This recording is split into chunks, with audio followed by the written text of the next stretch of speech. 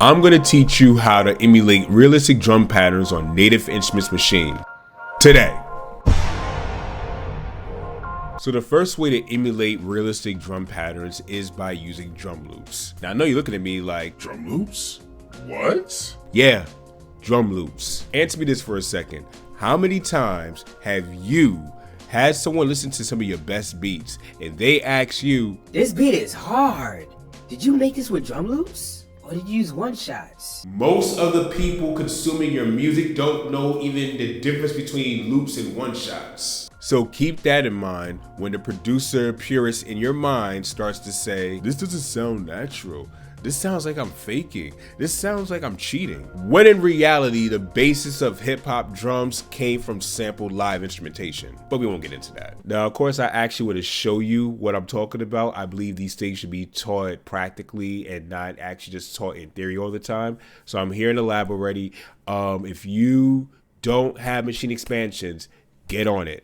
If you need to invest in at least one, invest in burrow chops. This is probably one of the best uses of the example I'm going to use. I set my tempo already to 93, put my swing at 34, and I'm going to get going from here. We went with Mush 1, and this is how it sounds.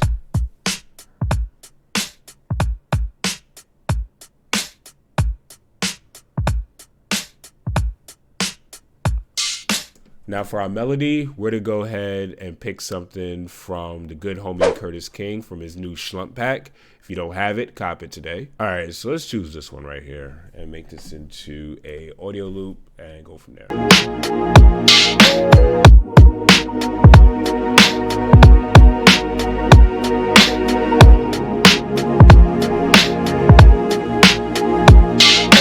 Now, if I didn't tell you I was using drum loops, would you have noticed? Let's go into our second way. Now the second way will be turning this 4-bar loop into 16 individual slices. So what you're gonna do is solo out your drums, go to sampling, turn this to 4 bars, move it to the side, sample your internal sound, go to pattern 2, with the pattern 3 by accident, start, restart. Pause. Make sure you mute the effect before you start, because, yeah, you don't want that. Start. Now, second pattern is just a waveform that we can slice up. So go to slice, and you can either use split or the grid. I normally do grid, but let's do split today. And make this into 16 slices. Hit apply, and hit group A, where your drums were originally. Or you can hit group C if you want to still use that drum pattern for something else. I usually do group A so I could concise how many groups I have open. But let's do group C just in case you can't do group A. So let's unhide everything and mute group A. Now you have more control. Now, when it comes to burrow chops, they are already pre-grooved. So it may sound a little off doing burrow chops this way, but there's a way around that. And crate cuts is a lot easier, but let me show you how to get around that with burrow chops, okay? So the first thing you want to do is highlight all your drums together. So the first thing you're going to do is select drum 1, hold shift, and hit drum 16. Okay, so you see here where it says one shot, you're going to change this to ADSR. Basically, this limits how much sound comes out.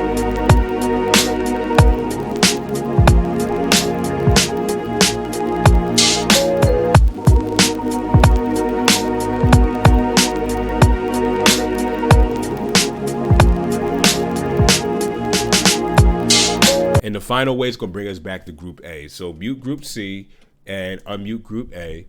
And you could mute the slice that we did, and you can pretty much see this for what it is.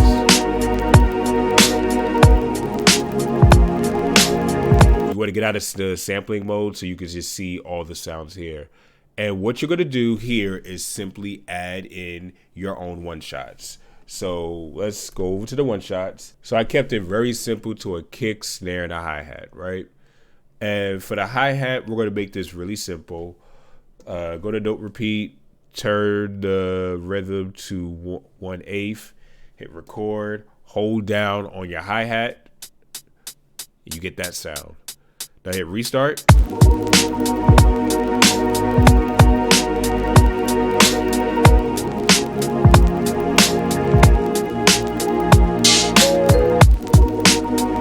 Now what you're gonna do here to start filling everything in, you're gonna just zoom in to see exactly where everything is.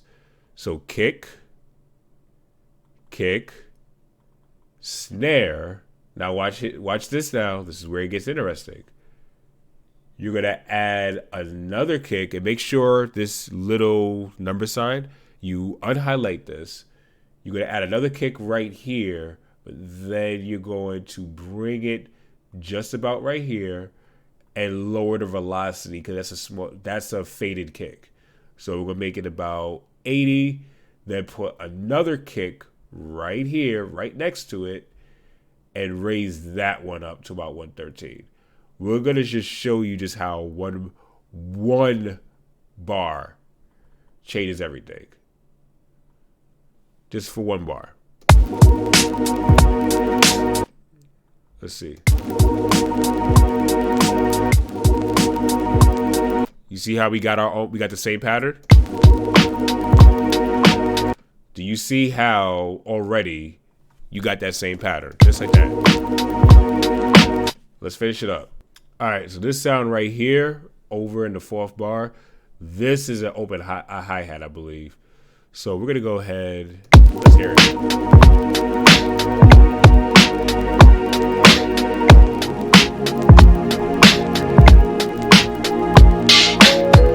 So this is how, for those of you who don't know how to put in open hi-hats properly, this is a good way to do that.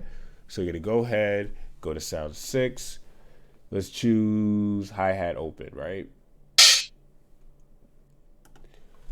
And all you're gonna do is line it up in the same spot. This is just another form of sampling for me. And I believe for those of you who are sample producers, this is something you should add to your repertoire. Now, another thing you can add to your repertoire is actually learning how to find the key of a sample. And I actually go over that in this video right here. You should check it out and let me know what you think.